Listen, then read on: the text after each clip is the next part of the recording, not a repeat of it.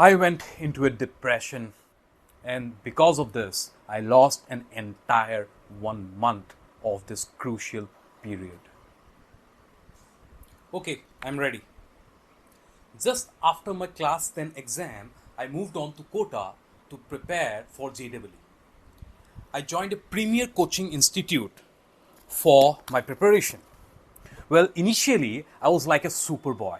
I was studying 6 to 7 hours per day. I was solving lots and lots of questions, but was not aware of the big disaster that was about to fall on me.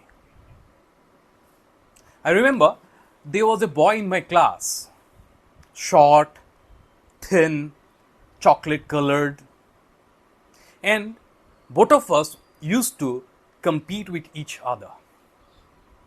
Every day at class, I will look into his copy and he will peek into mine to see who has scored or who has solved more number of questions at home. Sometimes he would be ahead and sometimes I would be ahead of him. 3 months passed this way, and in this 3 months I forgot to cut my hair. And I was above the age of 16, so I had also grown some amount of facial hair. So one Sunday, I decided to go to the barber shop. I went to the barber shop, I had a haircut. I had done my shaving, went back home. Next morning, I went to the class and was not aware of the big disaster that was going to fall on me. I still remember I was sitting on the 5th row in the right hand side section, and there was a beautiful girl sitting just diagonally opposite to me. She was in the 1st row, and suddenly that girl looked back at me. I also looked at her and we made eye contact. You know the kind of feeling that it generates. I was completely blank. Before the teacher arrived to the class, she looked at me once again and I said, "Oh, what's happening?" That class, I couldn't focus on what the teacher was teaching. I went back home, but I couldn't study properly that night.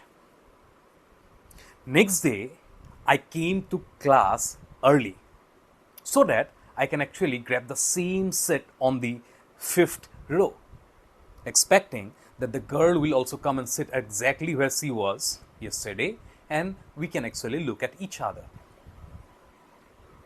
The girl came, but unfortunately she was not sitting there. She sat somewhere in the corner and we couldn't look at each other. I said, okay. Next class, I came in early once again, sat exactly at the date seat. Now this girl came and she also sat exactly where she was sitting 2 days before. And I waited the entire class for her to look back at me, but she didn't. I said, okay. Next class, I went back early and took the exact seat. I was waiting for her to look back at me, but she didn't. I thought, what's wrong?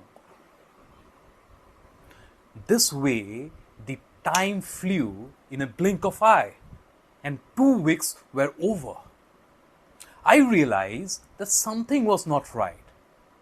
I was 2,500 kilometers away from my home, and this is not what I was here for. I searched my old thin short friend in the class. Next class, I went and sat next to him. I peeked into his copy, and to my surprise, he had moved much ahead of me. And for now, it was not possible for me to compete with him anymore. I went into a depression, and because of this, I lost an entire 1 month of this crucial period. Well, I feel I have made the point I really want to. We all have distractions in our life. It might be big, it might be small, but these distractions, it pulls away the dream from us.